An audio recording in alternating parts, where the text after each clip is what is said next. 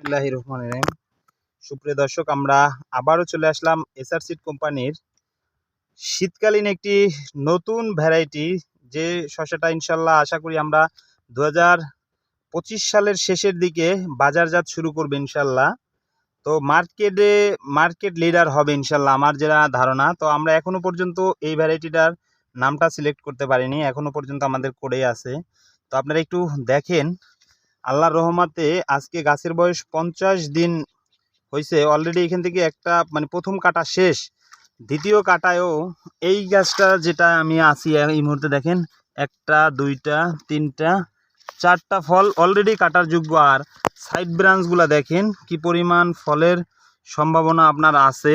Even আমরা আর একটা এই পাশেও দেখেন আপনি, এই যে হচ্ছে ফল, যা কি বলবো, অসাধারণ ফলন ইনশাল্লাহ। আর সাইজ তো মাশাল্লাহ, এই শীতের মধ্যেও এক একটি ফলের ওয়েট 300-350 গ্রাম।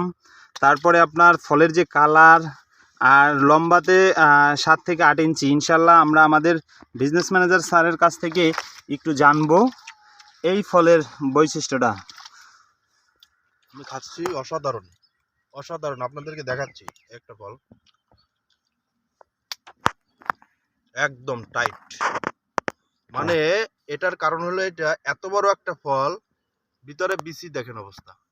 এবং আপনি এই ফলটা যদি 3 দিনও কাইটে রেখে দেন, কোনো ধরনের এই ফলে আপনার হবে না, কালারও চেঞ্জ হবে না।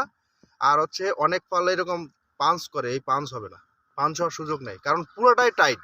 আর যদি ফলটা গাছেই 4-5 দিন থাকে তাহলে কি হবে? গাছে 4-5 দিন থাকলে এর সর্বপ্রথম যে বৈশিষ্ট্য, গাছে 4-5 দিন থাকলে আপনার হলো যত বড় হবে তত কালার আরো ডিপ হবে।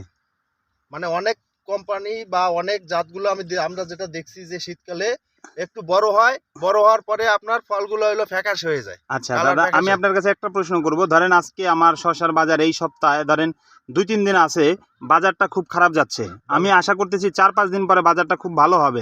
এখন কি আমি এটা রাখতে পারবো জমিতে? এটা রাখার মতো একটা জাত, তাই এটা আপনি রাখলে আপনি উপযুক্ত টাইমে যখন আপনি বাজার ভালো দেখবেন ঠিক সেই টাইমে আপনি এটা বিক্রি করবেন। আলহামদুলিল্লাহ। দর্শক, আসলে এইটা কিন্তু আমাদের জন্য একটা পজিটিভ দিক হতে যাচ্ছে ইনশাল্লাহ।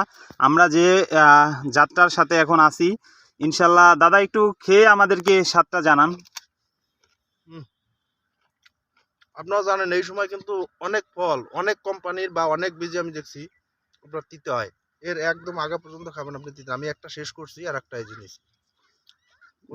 ধন্যবাদ। দর্শক, আসলে আপনারা তো আমাদের স্যারের মুখ থেকে শুনলেন, আর প্র্যাকটিক্যালি দেখেন এই হচ্ছে ফলের কালার, ফলের সাইজ, ফলের শেপ, প্রত্যেকটা ফল একই রকম। আশা করি আমাদের এসআর সিড কোম্পানির কোনো জাতেই কোনো শসা ক্যাটের সম্ভাবনা নাই, আর এই জাতটা তো নাই বলে বেটার। আর হচ্ছে শীতে যে কি পরিমাণ সম্ভাবনা, এই শীতের মধ্যেও গাছের পাতা বা গাছের ডগা বা গাছের ফলনটা আপনারা দেখেন অস্বাভাবিক। এখানে 4টা ফল অলরেডি কাটার যোগ্য আছে, ঠিক আছে?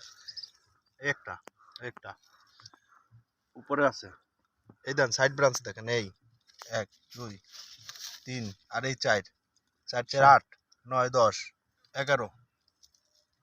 11টা ফল অলরেডি আছে, ঠিক আছে? তার ভিতরে 4টা আপনার হারভেস্ট যোগ্য। আবার একবার হারভেস্ট হয়েছে। শসার আমরা যতটুকু জানি যে শসায় হয়তো বা আমরা চিন্তা করি যে একটা গাছে 15 থেকে 16টা ফল হইলে এনাফ।